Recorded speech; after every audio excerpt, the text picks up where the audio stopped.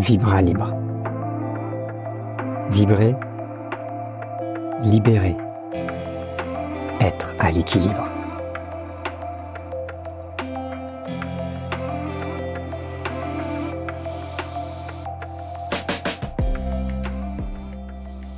Bienvenue dans Vibra Libre, le podcast qui vous accompagne vers une vie épanouie et équilibrée. Je suis Anthony Soulard, praticien en accompagnement bien-être, et je suis ravi de vous accueillir dans cet espace de découverte et de transformation. Dans ce podcast, nous explorerons ensemble les multiples facettes du bien-être, du mieux-être et du développement personnel. Je partagerai avec vous mes approches telles que la libération émotionnelle, l'EFT, le massage sonore, la relaxation sonore ou encore l'équilibrage énergétique, afin de vous aider à libérer vos blocages, à retrouver votre harmonie intérieure et à vous épanouir pleinement dans votre vie. Au fil des épisodes, nous aborderons des sujets variés allant de la gestion du stress à la recherche de sens, en passant par la connexion à soi et aux autres. Mon objectif est de vous offrir un espace de réflexion, d'inspiration et de croissance personnelle en vous apportant des outils simples, concrets et accessibles, ainsi que des témoignages et des partages d'expériences. Préparez-vous à vibrer, à libérer et à être à l'équilibre. Je suis là pour vous accompagner tout au long de ce voyage vers votre bien-être optimal. Alors, installez-vous confortablement, ouvrez vos oreilles, votre cœur et votre esprit et laissez-vous porter par cette magie de Vibra Libre. Je suis Anthony Soulard et c'est avec joie que je vous invite à plonger dans cette aventure ensemble. Bonjour à tous, bienvenue dans ce nouvel épisode que je souhaite partager avec vous sur le thème de la dynamique du changement entre désir, motivation et réalisation. Dans notre parcours de vie, le changement est comme une constante en perpétuel mouvement et ce changement peut être choisi ou imposé. Et il demeure finalement un réel vecteur de changement, de transformation. Pour atteindre peut-être de nouveaux horizons, de nouveaux rêves, surmonter des obstacles que l'on souhaite réellement dépasser, ou simplement poursuivre son épanouissement dans son chemin de vie. Le changement, la motivation et la manière de s'y prendre dans ce processus sont finalement des clés importantes à comprendre et à mettre en œuvre. Aujourd'hui, je vous propose justement de développer, de comprendre et de vous connecter d'abord à vos valeurs profondes, qui sont un moyen de cultiver votre motivation intrinsèque. Donc quand je dis intrinsèque, c'est intérieur, qui vient vraiment du plus profond de vous et qui permet de surmonter les défis dans cette transformation avec clarté et méthode. Imaginez-vous au volant d'une voiture, c'est une métaphore que je vais utiliser au cours de cet épisode, vous êtes prêt à entreprendre un voyage vers une destination inconnue au départ, et votre véhicule, il se compose de différents éléments. Donc vous avez votre moteur, votre visibilité, l'adhérence à la route, la direction et l'énergie. Et tout cet ensemble vous permet de prendre la route et d'avancer sur les routes parfois sinueuses. Et donc là, la route, c'est votre processus de changement. L'idée est de trouver ces valeurs et d'allumer le moteur du changement pour commencer. Cette première étape, on va découvrir finalement que les valeurs fondamentales qui vont alimenter votre moteur, ce sont justement ces valeurs. Il faut d'abord les identifier ce qui vous motive, ce qui vous met en action, en mouvement. Quelles sont vos envies profondes? Comprendre l'importance des valeurs personnelles, c'est le premier pas vers une quête que j'appellerais quasiment spirituelle. Les valeurs sont-elles des fondations, un socle fondamental, qui vous guide dans votre vie avec ce désir de changement? Une jeune femme qui souhaite par exemple perdre du poids peut d'abord être bien sûr motivée par sa santé et la capacité d'être en mouvement pour vivre dans la société, vivre avec sa famille. Mais cela doit être finalement plutôt intérieur, c'est cette volonté intérieure, plutôt que de répondre à des normes sociales de beauté ou d'entrer dans des cases. La connexion à ces valeurs profondes, elle procure une motivation durable. Elles nous permettent réellement de naviguer avec résilience à travers les défis. Identifier et classer ces valeurs. Là, je peux vous dire que l'intérêt, c'est de se dire, je m'installe à un bureau, à une table, je prends une feuille blanche et j'écris ce qui m'anime, ce qui me met en mouvement. Et je les classe par ordre d'importance. C'est une démarche qui peut être faite, par exemple, si vous entamez un bilan de compétences. Certains coachs sont intéressés par cette connexion à ces valeurs profondes pour se dire « Ok, c'est ça qui vous met en mouvement ». Et bien justement, après, on va aller voir vers quoi vous pouvez tendre pour réussir à répondre, à coller avec ces valeurs profondes. Est-ce que l'environnement dans lequel vous travaillez est adapté, est adéquat? Finalement, est-ce que vous ne perdez pas votre énergie dans cet environnement qui pourrait ne pas coller avec vos valeurs profondes? Et justement, en se connectant à ces valeurs profondes, ensuite, c'est d'aligner nos actions avec ces valeurs. C'est de faire des choix en accord avec ce qui est vraiment important pour nous. Thomas était un employé de bureau, coincé dans une routine quotidienne qui finalement lui convenait plus. Il se sentait insatisfait et désireux de changement. Mais il ne savait pas par où commencer. Un jour, justement, il a pris le temps de s'asseoir et de réfléchir à ses valeurs personnelles. Il a réalisé ce qu'il valorisait le plus, c'était la créativité, l'autonomie et l'aide aux autres. Avec ces valeurs en tête, il a commencé à chercher des moyens de les intégrer dans sa vie. Il a commencé à prendre des cours de peinture après le travail pour nourrir sa créativité. Il a encore cherché des opportunités de leadership au travail pour avoir plus d'autonomie. Et il a commencé à faire du bénévolat dans une association pour aider les autres. Ces petits changements, alignés avec ses valeurs personnelles, l'ont conduit à grandir, à évoluer dans son changement de vie. Il est devenu plus heureux, plus satisfait, plus engagé dans sa vie quotidienne. L'important n'est pas de se dire qu'on chamboule tout d'un coup, mais de faire des petits pas les uns après les autres. Après cet exemple, je vous propose de revenir à notre voiture.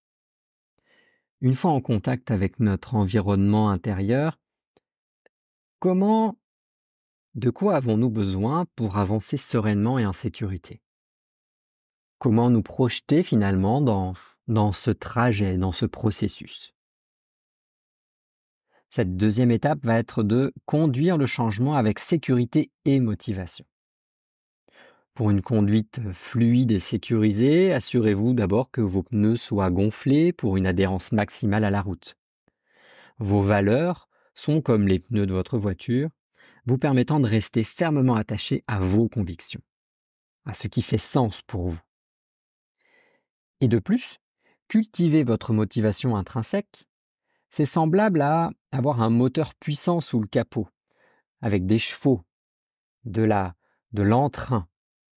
Cette force intérieure, elle vous pousse à avancer, à progresser, et même à faire face à des obstacles qui pourraient paraître de premier abord insurmontables. Cette motivation intrinsèque, ancrée dans nos besoins, nos valeurs et notre intérêt personnel, est finalement plus efficace que les incitations ou ce qu'on peut appeler des motivations extérieures. Finalement, cette motivation intérieure, elle est alimentée par des aspects qui sont intangibles. Et j'aime bien parler à ce moment-là de passion, de plaisir et de sens du but.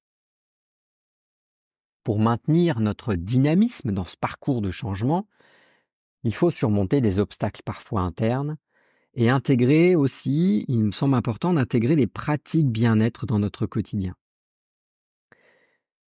Par rapport aux obstacles à surmonter, ces obstacles internes, comme la peur, les doutes, la perte de confiance, l'utilisation d'une technique que je pratique moi-même, l'EFT, Emotional Freedom Technique. Cette technique de libération émotionnelle peut nous aider finalement à neutraliser des émotions négatives et nous redonner confiance et sérénité. Il s'agit de se libérer de charges émotionnelles ou d'émotions actuelles qui finalement entravent la complète liberté et la complète confiance dans notre cheminement et notre capacité à avancer. Ça peut brider finalement des potentiels qui sont là, mais qui sont comme avec un voile, et que si reconnecter en libérant l'émotion ou la charge émotionnelle qui pourrait nous empêcher d'entrer en contact avec elle, cela permet finalement d'entrer réellement en contact avec notre être authentique. La régulation du stress est également importante, c'est pourquoi mettre en place des méthodes comme la méditation ou la relaxation sonore peut permettre d'aborder finalement la route avec sérénité. Mettre en place ce type de pratique permet de prendre la route sans stress, sans agacement, qui pourrait entraver nos capacités à voir clair dans notre cheminement. Et justement, ajustons nos phares pour voir plus loin. La clarté de notre vision est essentielle pour appréhender ce trajet de manière claire. En suivant ces différentes étapes que je viens de vous présenter, allumons le moteur de notre véhicule intérieur et entamons un voyage vers ce changement personnel avec confiance et détermination. Mais sommes-nous réellement prêts à partir maintenant? Je vous propose, avant de partir, de fixer le cap et de maintenir la trajectoire. Ces valeurs fondamentales que nous avons définies avant de prendre le moteur nous permettent aussi de voir clair sur ce cap, cette vision, avec nos objectifs désirés. Ces objectifs vont être comme des panneaux finalement indicateurs nous guidant dans notre chemin vers notre destination. Les étapes clés pour aller vers une trajectoire réussie, ça va être prendre une décision, une réelle décision. Je m'engage à avoir un pourquoi fort, parce que cela m'anime. Définir un objectif précis, je souhaite atteindre cette destination spécifique. Et savoir réévaluer et réajuster nos objectifs. Peut-être avoir un plan B ou un plan C en fonction de l'évolution de notre trajet et de tout élément extérieur qui pourrait venir nous mettre en mouvement et en capacité d'ajustement. Mais comment maintenir cet élan dans le processus? Comment faire finalement le plein de notre réservoir pour avoir l'énergie d'avancer? C'est initier et maintenir cet élan qui va m'être intéressant à partir de maintenant, dans cette étape. Gardons notre réservoir d'énergie plein et notre élan constant. Notre énergie est notre carburant pour surmonter les obstacles. Impliquons-nous pleinement dans notre parcours par ce choix fort et ce pourquoi fort que nous avons vu avant. Et c'est cette discipline et la détermination qui vont être la base de cette énergie. Faites des étapes, des points-étapes pour évaluer où vous en êtes et comment relancer les choses. Parfois, il y a une baisse de régime. Parfois, nous sommes proches de la panne. Mais ne perdons pas confiance. Et l'idée, peut-être, est d'avoir un copilote, d'avoir des personnes avec nous pas forcément dans notre véhicule, parce que là, le véhicule est nous-mêmes, mais d'avoir des personnes soutenantes qui vont nous permettre d'avancer plus sereinement et avec, en plus de cette motivation intrinsèque, des conseils, peut-être des méthodes, comme cité avant, qui vont nous permettre de créer les conditions favorables à notre changement. Vous l'avez compris, ce cheminement de changement est une aventure pleine de rebondissements, mais À chaque fois, dites-vous que vous ressortirez grandi et transformé. En embrassant, j'arrive à la conclusion, en embrassant le pouvoir de ces petits changements, nous plongeons dans un voyage de transformation personnelle où chaque pas compte. Ces petits changements, qui sont alignés avec nos valeurs profondes, sont les graines qui, une fois plantées et cultivées avec soin et attention, fleurissent en grande réalisation, je dirais. En nous engageant dans ces actions, nous développons une habitude puissante de croissance personnelle.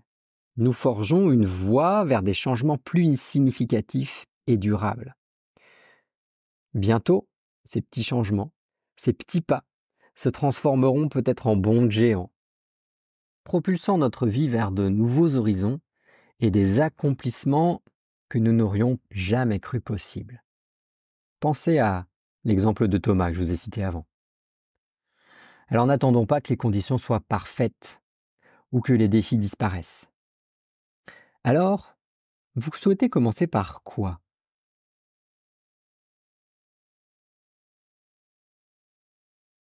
Je vous laisse vous connecter à ce qui vous anime, peut-être à vos rêves, à ce qui compte plus que tout pour vous, ou peut-être seulement à ces petites choses que vous désireriez changer et qui pourraient permettre de créer des fondations solides pour votre changement. Dans cette conclusion, je souhaite ajouter cette dimension des différentes zones du développement, du changement, qui sont finalement la zone de confort. Pour avancer, il faut aller vers sa zone de peur, dépasser ses peurs, traverser ses peurs. En avançant encore, nous allons arriver dans cette zone qu'on appelle la zone d'apprentissage. Développer une nouvelle compétence, de nouvelles capacités. Pour tendre ensuite vers cette zone de réussite, cette zone d'épanouissement, cette zone d'accomplissement. Et là, juste accueillir, juste vivre ce qui se vit à l'instant présent. Et cette étape va permettre finalement de nourrir à nouveau ce réservoir du changement, cette énergie positive qui permet d'aller de l'avant, qui permet de grandir. Et c'est un cercle vertueux qui permet finalement d'avancer pas à pas. Voici ce que je voulais partager avec vous aujourd'hui. J'espère que cette métaphore vous aura permis de vous projeter plus facilement au volant de votre propre changement. N'hésitez pas à partager en commentaire les choses que vous souhaiteriez approfondir, si vous avez des thèmes aussi qui vous intéresseraient et que vous aimeriez que je développe dans un prochain podcast. C'est un plaisir de partager ce moment avec vous. Je vous souhaite une belle journée, une belle nuit si c'est le soir, et surtout une belle dynamique de changement intérieur, personnel, et que vous puissiez tendre avec sérénité vers votre accomplissement personnel. À bientôt. Au revoir.